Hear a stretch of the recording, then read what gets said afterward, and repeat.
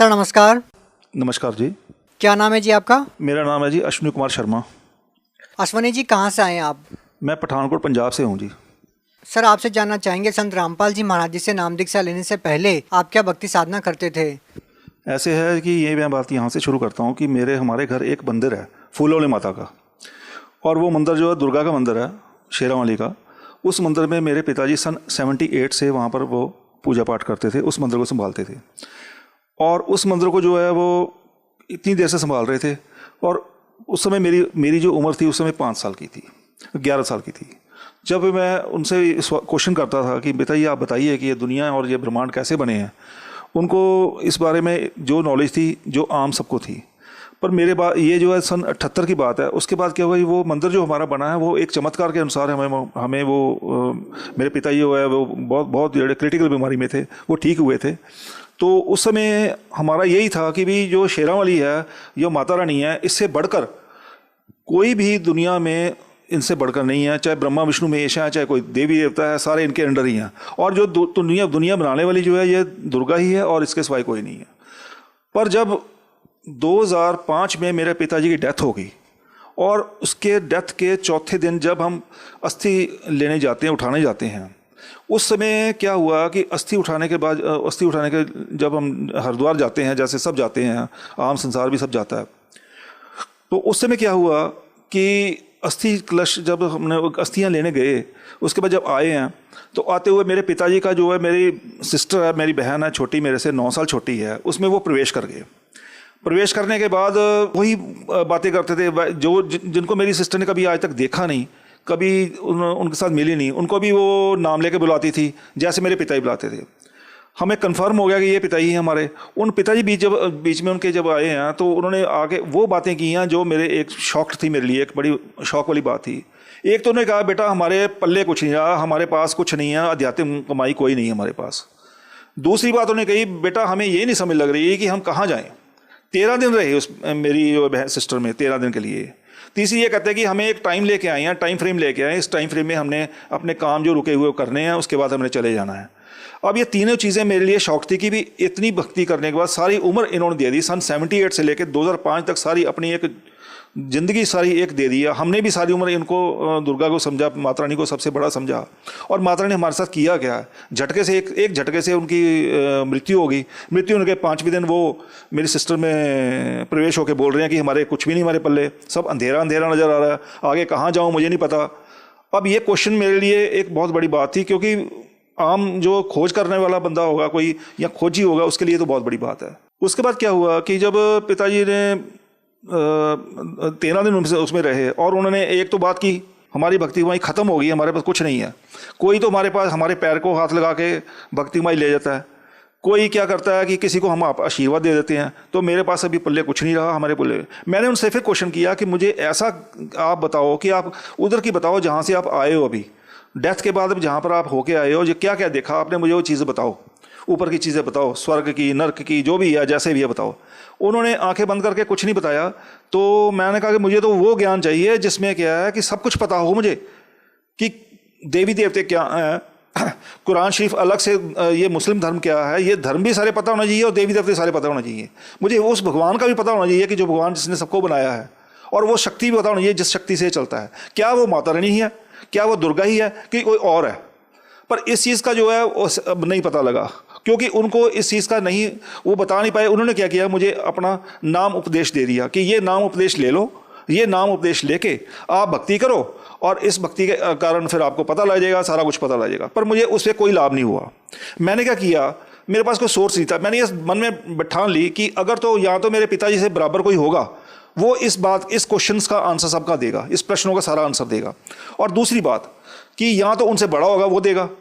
इसी खोज के कारण मैंने जितने भी सत्संग टीवी पे आते हैं, चाहे वो सुधांशु जी महाराज के आते हैं, चाहे आसाराम जी के आते हैं, चाहे वो मुरारी बापू जी के आते हैं, चाहे वो किसी भी धर्मगुरु के आते हैं, मैं देखना शुरू कर दिया। और मैंने क्वेश्चन सेट कर लिए कि ये क्वेश्चनों का आंसर जो दे देगा वो या तो मेरे पिताजी से बड़ा होगा, या वो मेरे पिताजी के बराबर होगा। तो ये क्वेश्चन का आंसर किसी ने नहीं मुझे दिया। सर हम आपसे ये जानना चाहते हैं कि आप इतनी सारी भक्ति साधनाएं करते थे, आप बता रहे हैं कि आपके पिताजी कठिन साधना करते थे, आपके पिताजी चमत्कार करते थे, आपके पिताजी के बराबर आप किसे मानते नहीं थे, आपका मानना था कि अगर आपके पिताजी के बराबर कोई मिले और उनसे आगे की कोई बात बताने वाला मिले तो आप उसको मानो। तो ये जो आपकी आध्यात्मिक खोज थी वो कैसे पूरी हुई? ऐसे है कि मेरे यहाँ छोटा सा बिजनेस करता हूँ, मेरी छोटी सी दुकान है। उस दुकान के सामने एक लड़का रहता है, वो मोबाइल का काम करता है। उससे मैं सत्संग लिया, एक हर सत्संग लेता था। कभी मैं राधा स्वामी का, कभी मैं निरंकारी धर्म का, ऐसे सत्संग एक बार उन्होंने मुझे दे दिया संत रामपाल जी महाराज का। अब वो ऑडियो थे सारे सत्संग, वो ऑडियो सत्संग जब मैंने सुना तो उसमें मुझे सबसे, क्योंकि मैं मानता था दुर्गा को, मैं मानता था शेरावाली को। अब क्या है कि मुझे सबसे ज़्यादा शौक लगा जब उन्होंने ऐसे क्वेश्चन का, ऐसी चीज़ें बतानी शुरू कर दी कि दुर्गा जो है माता रानी का, दुर्गा का पति है, और शेरावाली जो है ये ब्रह्मा विष्णु इनके बच्चे हैं। अब ये दोनों चीज़ें जो थी मेरे गले नहीं उतर रही थी, क्योंकि मेरे पिछला ज्ञान जो मेरे गले में फंसा हुआ था या मेरे चढ़ा हुआ था वो रंग नहीं देना था। और इतने चमत्कार देखे थे, ये मानने के मेरा मन मानने को नहीं हुआ। फिर मैंने इस बात के ऊपर पूरी खोज करनी शुरू की। मैं इनका सारा ज्ञान देखूंगा और इनसे जाकर बात करूंगा कि आप देवी देवताओं की इनकी क्यों बुराई करते हैं, ऐसे क्यों उनको बोलते हैं कि ये ब्रह्मा विष्णु महेश है, इनका जन्म मृत्यु होती है, दुर्गा जो है इनकी माता है, काल इनका पति है, ऐसी बातें ये करते हैं, ये क्यों करते हैं। इनसे सिर्फ मैंने एक क्वेश्चनिंग करने के लिए तैयारी करने लगा कि मैं इनके सत्संग देखने के बाद वो सारी चीज़ें इकट्ठी करूंगा और इनके पास जाके इनसे बात करूंगा। हुआ गया, इसी दौरान जब 2005 में पिता चल गए, 2011 मेरे माता ही चले गए, और उसके बाद जब 2013 में वही सत्संग मिला ना, 7 महीने लगातार 14-14 घंटे पढ़ाई करके संत रामपाल जी महाराज के जो सत्संग थे उनको मैंने सुनता था और लिखता था। लिखने के बाद वो जो पेज बताते थे कि ये गीता का यहाँ से ये श्लोक नंबर ये है, जो वेद में लिखा है, वेद में ऋग्वेद में यहाँ पर ये लिखा है, कुरान शरीफ में ये लिखा है, या बाइबल में यहाँ लिखा है, तो वो सारे छानबीन शुरू कर दी मैंने और बुक्स मंगानी शुरू कर दी। जहाँ जहाँ से मुझे सोर्स मिला मैंने सारा चेक किया इनका। तो क्या हुआ, 7 महीने 14 घंटे पढ़ाई करने का ये नतीजा हुआ मेरा। मुझे आज परमात्मा ने ये बता दिया कि तेरे पिताजी डेथ के बाद कहाँ बैठे हैं, और ये भी बता दिया कि तेरी माँ भी कहाँ बैठी है। अभी उसकी गति नहीं हुई, वो यहीं पर घूम रहे हैं। क्या कारण मानते हैं उनकी गति नहीं हुई, उनका मोक्ष नहीं हुआ? देखिए, सबसे बड़ी बात तो ये है कि आम समाज ये बात चमत्कार को नहीं समझेगा। मेरे लिए तो बहुत बड़ा चमत्कार था कि मुझे ये पता लग गया कि मेरे पिताजी कहाँ बैठे हैं या मेरी मम्मी कहाँ बैठी है।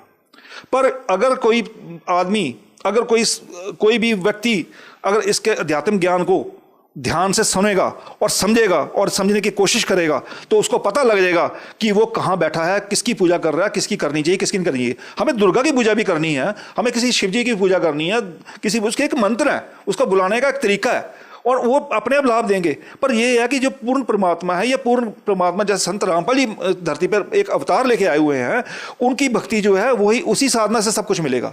उसी से पता लगेगा हमें कि हम कहाँ बैठे हैं, किसकी पूजा करनी चाहिए, किसकी नहीं करनी चाहिए। सर, संत रामपाल जी महाराज जी से नाम दीक्षा लेने के बाद आपको क्या लाभ मिले? सबसे पहले ये है कि मैंने 2014 में नामदान लिया इनसे। 2015 में 7 महीने लगातार 14 घंटे पढ़ाई करने के बाद जब मैंने नामदान लिया तो उस समय मेरे ऊपर जो मेरी कोई ऐसे कमेटियाँ डाली होती थी पैसे रुपए की, वो सारी कमेटियाँ मेरी मर गई। कहने का मतलब कि मैं 10 लाख के रुपए के नीचे आ गया। जो मेरे पास पूंजी सारे उम्र की इकट्ठी हुई थी वो भी मैंने उसको एक पकड़ा दी ब्याज लेने के कारण। मुझे पता नहीं था कि ब्याज लेना बुरी बात है या ये जो है ऐसा नहीं करना चाहिए, वो सारी दे दी। वो मेरे सारे पैसे खत्म हो गए।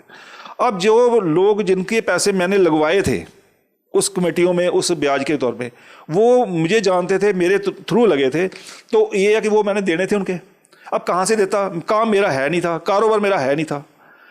मैंने फिर इस बंदी छोड़ परमात्मा संत रामपाल जी के ऊपर कहा, मैंने मन में कहा कि हे परमात्मा बंदी छोड़, अब मेरी कोई और बाजू पकड़ने वाला नहीं है, कोई भी देवी देवता ये वो कोई नहीं है, आप मेरे लिए भगवान समान हो, अब परमात्मा ही हो, आप प्लीज़ मुझे इस समस्या से उबारो।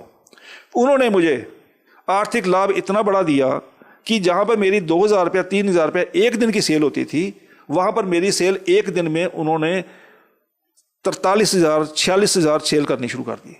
वो सेल एक महीने में मुझे मेरे एक महीने में कितने मेरे कर्जे उतरने शुरू हो गए, लोगों के पैसे देने शुरू कर दिए। आज मुझे उनके नामधन लिए तो हो गया, मुझे उनके कर्जे देने के बावजूद भी आज मैंने प्लॉट भी ले लिया, आज मैंने अपना और चीज़ें 5-10 लाख रुपए जोड़ भी लिया तो 3-4 साल में लोग कहते हैं मंदी है, लोग कहते हैं कि जो पूरा विश्व है मंदी की ग्रस्त में है। तो मुझे परमात्मा ने ऐसे चमत्कार दिए हैं कि मुझे अगर 100 रुपये मैं जेब में होता, 100 रुपये खर्चता हूँ तो बाद में 100 रुपये फिर बचता है। अब ये कैसे बचता है, ये संत रामपाल जी महाराज जानते हैं। संत रामपाल जी महाराज जो है उनकी दया से सब कुछ हो रहा है, उन्होंने ही बताया। सर ये तो रही आर्थिक लाभ की बात। आपसे जानना चाहेंगे कि जैसे कि कई लोगों को भूत प्रेत की समस्याएं होती है, कोई नशे से ग्रस्त होता है, बहुत सारी समस्याओं से लोग घिरे होते हैं, क्या इस प्रकार के कोई लाभ भी आपको मिले हैं? देखिए मैं तो शुरू से नशा करता नहीं था, क्योंकि हमारे घर मंदिर है तो शुरू से हमारे वहाँ पर बैन है। हम तो लहसुन प्याज भी नहीं खाते थे, तो मीट तो दूर की बात है। तो ये जो नशे की जो लत है ये आदमी को उस समय छूटती है जब उसको ये पता लगता है कि इस ज्ञान, अगर मैं नशे की लत अगर मैं नशा करूँगा तो मुझे क्या उसके ऊपर जो मुझे क्या दुख मिलेगा, क्या परेशानी मिलेगी। सर एक सुप्रसिद्ध मंदिर के पुजारी आपके पिताजी रहे हैं और उनके द्वारा लाखों लोगों के साथ चमत्कार हुए हैं और लाखों लोगों को लाभ भी मिला है, जैसा कि आपने बताया। बावजूद इसके एक संत से जुड़ना जो जेल में है, ये अपने आप में एक हैरान करने वाला नहीं है? देखिए संत जेल में है कि नहीं है, जैसे आपने अभी प्रश्न किया, संत जेल में है कि नहीं है इसका पता तो उसको है जिसने उनको परखा है। मैंने उनको अच्छी तरह परखा है। जैसे कहते हैं कि किसी चीज़ को बर्तन भी लेने जाओ और उसको टनका के देखना चाहिए ठीक है ठीक है, ऐसे उनको मैंने परखा है। 7 महीने कम नहीं होते सर जी किसी संत को परखना। संत रामपाल जी महाराज को उनके ज्ञान के अनुसार इतना परखा मैंने कि कोई मेरे से ऐसी गलती ना हो जाए कि कहीं मैं यहाँ से उठ के वहाँ बैठ जाऊँ, वहाँ पर भी कुछ ना हो। तो इसलिए मुझे ये पता है कि सब कुछ यहाँ पर जो उनके पास ज्ञान है, जो इनके पास नाम है, वो किसी संत के पास, किसी के पास आज तक दुनिया में नहीं है। सर आपने नाम और ज्ञान की बात की, लेकिन उसके बावजूद आपने बताया कि मेरे को ये चमत्कार हुआ और लोग भी चमत्कार ही चाहते हैं। और आपने बताया कि आपके पिताजी चमत्कार करते थे और जिस मंदिर के पुजारी आपके पिताजी रहे हैं और उस मंदिर के द्वारा भी चमत्कार हुए हैं, तो लोग तो चमत्कार को ही मानते हैं ना, तो फिर संत रामपाल जी महाराज जी से नाम दीक्षा क्यों लेंगे? देखिए ऐसे दोनों चमत्कार में फ़र्क है। एक चमत्कार मेरे पिताजी जो करते थे, या बाकी जो झाड़ फूक करते हैं, कोई भभूति देता है, कोई कुछ काम करता है, ये करता है, वो चमत्कार में और इनके चमत्कार में फ़र्क है। फ़र्क ये है कि वो किसी संत ने किसी को अभी हम क्या है, हम पेशी भी जाते हैं अपने पिता समान जो संत रामपाल जी महाराज हैं, उनकी पेशी भी जाते हैं और उनकी पेशी पे जाने के बाद जो अधरंग वाला पेशेंट है वो ठीक हो रहा है, जो टीबी का पेशेंट है वो ठीक हो रहा है। 1 तारीख में पेशी पे जाने के बाद सब ठीक हो रहे हैं। लाभ तो जैसे कि आपने बताया था कि जो मंदिर बनाया था आपके घर में, वहाँ पर लोग जाते थे, उनको भी लाभ मिल जाते थे? हाँ जी, वहाँ पर मिलते थे, पर टेम्पररी फेस के ऊपर है ना। वो टेम्पररी फेस क्या है कि कोई आया, उसको फ़र्क पड़ गया, हाथ लगाया, उन्होंने कुछ दिया, ठीक हो गया थोड़ा सा। अब घर जाने के बाद 2 महीने बाद फिर वही हाल हो गया। पर यहाँ पर तो किसी का होता ही नहीं है, एक बार ठीक हो गया तो बस वो ठीक ही ठीक है, उसके बाद कोई परेशानी नहीं होती उसको। ये फ़र्क है इनमें, ये फ़र्क है कि ये टेम्पररी फेस के ऊपर, ये परमानेंट तरीके के ऊपर ठीक करते हैं। तो बाकी जो संत या बाकी हैं उनके पास टेम्पररी फेस के ऊपर होता है। सर हमने पहले भी ऐसे बहुत से लोगों का इंटरव्यू लिया है जो पहले से सिद्धियाँ जानते थे, बहुत सारे चमत्कार वो कर देते थे, लेकिन वो आज संत रामपाल जी महाराज जी की शरण में है। उनका कहना ये है, औरों को तो वो लाभ दे देते थे लेकिन वो अपने परिवार वालों को लाभ नहीं दे पाते थे और वो खुद ज़्यादा बीमार हो जाते थे। इसका क्या कारण मानते हैं आप? ऐसे है कि परमात्मा बंदी छोड़ संत रामपाल जी महाराज का ज्ञान कहता है कि अगर आप किसी को लाभ पहुंचाते हो तो उसकी जो अपनी भक्ति कमाई है वो हमें काट के उसको देनी पड़ती है। तो क्या यहाँ पे ये सवाल बनता है कि संत रामपाल जी महाराज ने अपने शिष्यों को लाभ देकर खुद जेल में गए हैं और खुद कहीं ना कहीं कष्ट उठा रहे हैं? अगर आपने जेल की बात की है तो जेल में जाने का परमात्मा जो है, हम नहीं मानते कि वो जेल में है, वो एक लीला कर रहे हैं। क्योंकि उनको ये नहीं समझ रहे लोग कि जो संत हैं और एक आम आदमी है, एक पुरुष में और एक संत में और परमात्मा में क्या फ़र्क है। जब लोगों को ये पता लगता है कि परमात्मा में क्या फ़र्क है तो वो समझ जाएंगे कि भी संत रामपाल जी जेल में नहीं है, क्योंकि हम कभी भी चाहते हैं तो हमें वो मिलते हैं। संत रामपाल जी महाराज जी के अनुयायी कहते हैं कि जब संत रामपाल जी महाराज जी चाहेंगे तब वो जेल से बाहर आ जाएंगे। इतनी आस्था के साथ, इतने विश्वास के साथ वो ये बात कैसे कह सकते हैं? देखिए, एक संत रामपाल जी महाराज जो है, हमें पता है, हम जो है जितने भी धर्मगुरु हैं जो भी है, किताबें तो रखी होती हैं उन्होंने, श्रीमद् देवी भागवत, कभी कोई किताबें सारी वही मानते हैं, पर उनके बीच में जो लिखा गूढ़ रहस्य है वो नहीं मानते। परमात्मा कुछ भी कर सकता है, परमात्मा संत के रूप में आता है या परमात्मा जिंदा महात्मा के रूप में आता है। जिंदा महात्मा की एक अपना अवतरण लेके ऊपर से सीधे आते हैं, परमात्मा किसी जिंदा महात्मा या साधु के रूप धारण करके आते हैं। संत रामपाल जी महाराज किस धर्म को श्रेष्ठ मानते हैं? संत रामपाल जी का नारा है, जो हमने उनका नारा लेके हम चल रहे हैं, हम उनका जो उद्देश्य है, जीव हमारी जाति है, मानव धर्म हमारा, हिंदू सिख मुस्लिम ईसाई धर्म नहीं कोई न्यारा। तो ये जो उन्होंने एक अपना स्लोगन दिया हुआ है, वो हमें उनके अनुयायियों, हम उनके अनुयायी हैं, हम भी ये समझते हैं कि जीव हमारी जाति है, मानव धर्म हमारा है और इसके सिवाय कोई जाति नहीं है। परमात्मा ने हमें एक जैसा बनाया, इसके फर्क कोई नहीं है। आप भगत समाज को क्या संदेश देना चाहेंगे? भगत समाज को ये संदेश देना चाहूँगा कि अगर किसी को आर्थिक परेशानी है, जैसे मुझे थी, अगर वो ठीक करनी चाहता है तो वो किसी और की शरण में जाने की ज़रूरत ही नहीं है। क्या आपके अनुसार वही लोग जो आर्थिक लाभ चाहते हैं वही संत रामपाल जी महाराज जी की शरण में आए? देखिए, आर्थिक, सामाजिक, शारीरिक किसी भी तरीके की कोई परेशानी किसी को है तो मोक्ष कैसे होगा सर? मोक्ष जो है वो एक अलग बात है। आम समाज जो है, क्या संत रामपाल जी महाराज जी की भक्ति करने से मोक्ष भी मिलेगा? जी ये 100% बात है जी। मोक्ष जो है, मोक्ष कहते हैं छुटकारा। छुटकारा किससे? छुटकारा, मृत्यु तो हर किसी की होनी है, मृत्यु के बाद कहते हैं, सब लोग कहते हैं छुटकारा हो गया, पर एक्चुअल में जब ज्ञान समझ लगेगा तो पता लगेगा कि उसके बाद छुटकारा नहीं होता। उसके बाद आगे 84 लाख योनियाँ शुरू हो जाती हैं। 84 लाख योनियाँ 43,20,000 साल में कंप्लीट होती हैं, जिसमें एक मनुष्य की योनि जो है 60-70 साल की, जो बड़ी दुखदाई है, तो बाकी जीवों के क्या हाल है। तो उस मोक्ष से छुटकारा डालने के लिए संत रामपाल जी महाराज जो हैं, अपना एक सेट ऑफ मंत्र है उनके, वो देते हैं। जैसे हमने प्रथम मंत्र में मिलता है, फिर सतनाम मंत्र मिलता है, फिर सारनाम मिलता है, ये 3 अलग अलग मंत्र मिलते हैं। उस मंत्र से छुटकारा होगा, क्योंकि जो हमारे वेद है वो भी यही बता रहे हैं कि संत रामपाल जी जो कह रहे हैं और जो वेद हमारे कह रहे हैं वो सब मेल खा रहे हैं पर कि इन्हीं मंत्रों से छुटकारा होगा और कोई तरीका नहीं है। अब हम किसी को हम जय माता दी बोल देंगे, वो एक सिर्फ वो नाम नहीं किसी का, वो छुटकारे का मंत्र नहीं है। किसी देवी देव की भक्ति करनी है, शिव की भक्ति करनी है हमने, या किसी भक्ति, उसका नाम है, उसको बुलाने का नाम है, उससे भक्ति होगी। वो भक्ति भी इकट्ठी होगी, संचित होगी। जब भक्ति संचित होगी तो पाप कर्म कम होंगे। जब पाप कर्म होंगे, हमारा बैड अकाउंट खत्म होगा, तभी तो हम मोक्ष पाएंगे। बैड अकाउंट खत्म ही नहीं होगा तो हम कैसे मोक्ष पाया जाएगा। तो लास्ट में आप भगत समाज को क्या कहना चाहेंगे? मैं समाज से हाथ जोड़ के बेनती करता हूं कि इनसे नामदान किसी ने लेना है तो लो, नहीं लेना तो मत लो, पर एक बार इनका जो ज्ञान है वो सुनो, वो देखो। यूट्यूब के ऊपर आप देखिए, सर्च करिए, संत रामपाल जी महाराज के ज्ञान को सर्च करिए, देखिए उसमें क्या क्या कह रहे हैं। वो देखने का कोई बुराई नहीं है, सुनने में कोई बुराई नहीं है। देखने और सुनने के बाद क्या कि आप खुद ही फैसला करेंगे कि हम कहाँ बैठे हैं, और इसके बाद आप ये क्लियर हो जाएगा। आप उसके बाद रह नहीं पाओगे कि संत रामपाल जी का नाम मैंने नहीं लेना। उसके बाद फिर नामदान लेके आप अपना उद्धार करोगे, और आने वाले की जो 84 लाख योनियाँ हैं, जिसमें जाने के बाद आदमी का जीव बहुत दुखदाई होता है, उससे छुटकारा मिल जाएगा। बहुत बहुत धन्यवाद।